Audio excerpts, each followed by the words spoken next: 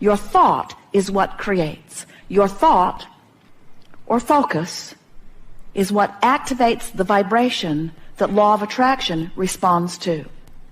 Your emotions do not create. Your emotions are your indicator of what you are creating. And so, as you decide that your emotions are your best friend, and you begin to say, today, no matter where I'm going, no matter what I'm doing, no matter who I'm doing it with, it is my dominant intent to look for things that feel good when I see them.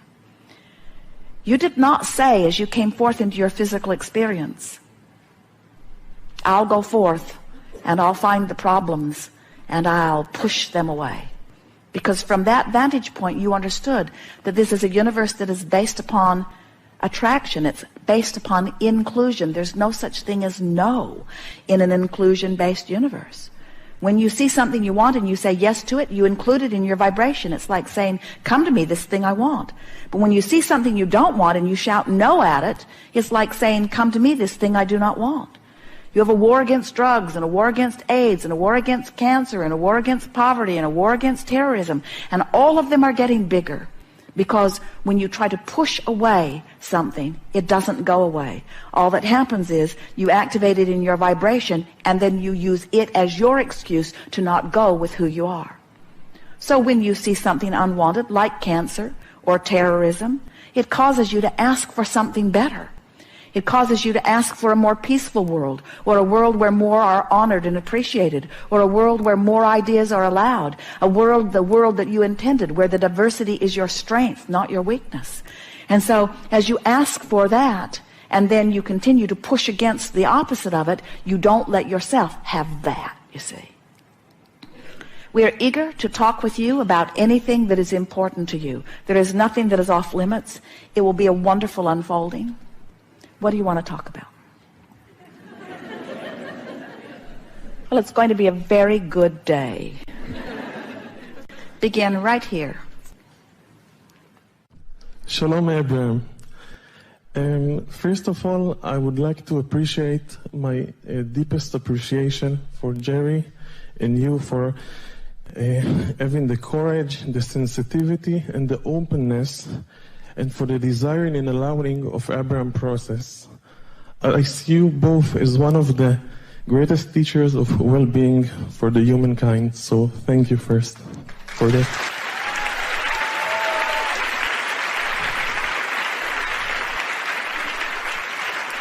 We are appreciating your appreciation, and we are all in this together. Yes, and you are the evoker of the expansion of this message. Do you get that? Yes. You know, if it were not for the life that you are living and the questions that you are asking, that this expansion and clarity could not be. It is you who deserves the appreciation. Thank you.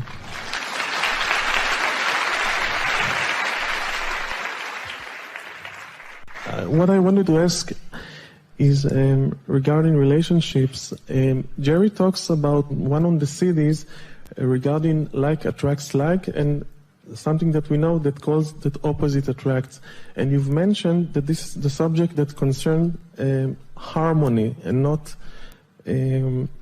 intentions. And I wanted a little, maybe if you can expand some words about this. What is the difference between the two? Well, if we were entering into a relationship with another, our marriage vows would say, I like you pretty good, let's see how it goes.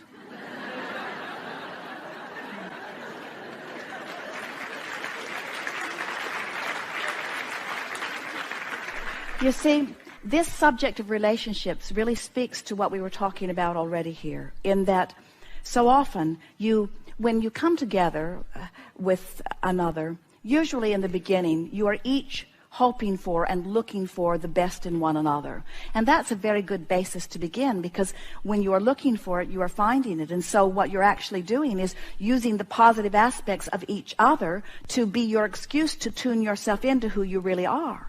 In other words, when you see something in another that makes you feel good, you have fixated on something that has caused you to become a vibrational match to the greater part of you. That's what in love is. It's being a vibrational match to who you are.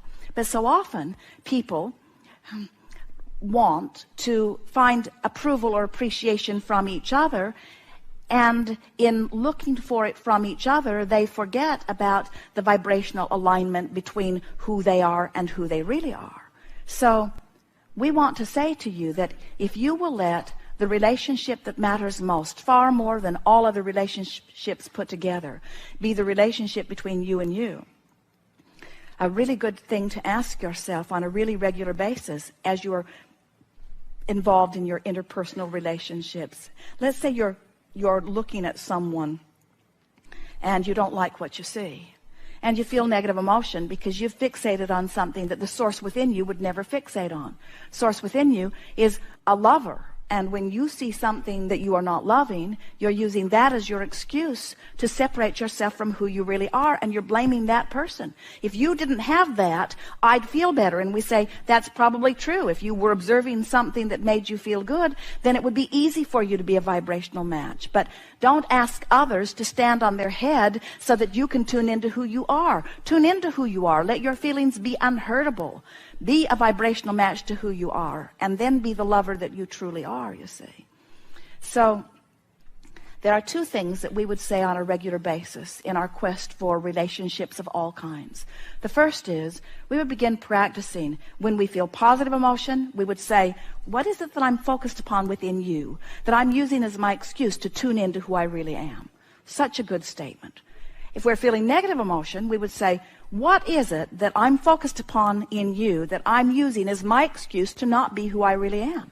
Feel the power in that. If you say, your behavior makes me feel bad, you're totally disempowered.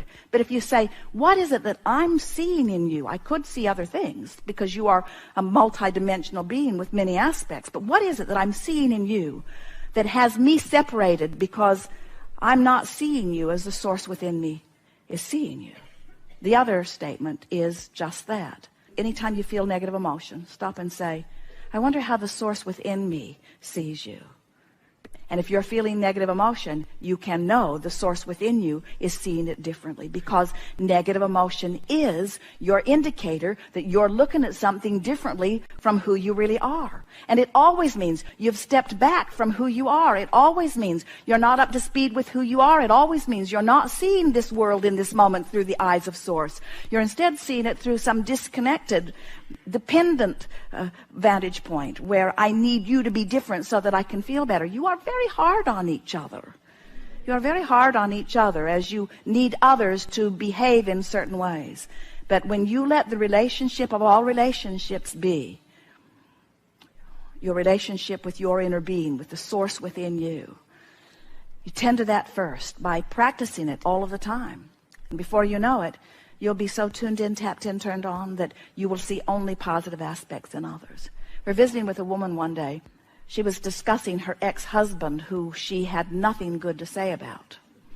And we were encouraging her to have something good to say about him. In fact, we were encouraging that she begin making a list of positive aspects about him. And she said, oh, Abraham, I don't want to get back together with him. I don't even want to have lunch with him. And we said, we're not trying to get you back together with him. We're trying to get you back together with you. In other words, you can't condemn another without separating yourself. And that's why you feel such strong emotions about so many people. You don't feel good, and you think it's because of something that they are doing, you see. So there are so many wonderful relationships to be experienced. And when you get tuned into who you are first, and then you begin to move through your day looking for the best in others, before you know it, you'll be so tuned to the best in others and in the world that it will be a really rare experience when someone bumps up against you who's not a vibrational match to that well-being. Isn't it interesting to know that you have control over the behavior of all others? Now hear this. You have control over the behavior of all others as it relates to you, because you are evoking from everyone where your vibration is about them. So if you train your vibration into the best of them, then they must give it to you. That's what positive expectation is. That's what true upliftment is. Getting tuned into who they really are, you see. And if they're really vibrating in a different place than you are, law of attraction will not bring you to the same place. Even if you live in the same house, you'll zig and zag. You'll wake up at different times. You'll sort of have different thoughts. You'll go one way, the other will go another way. In other words, no problem at all.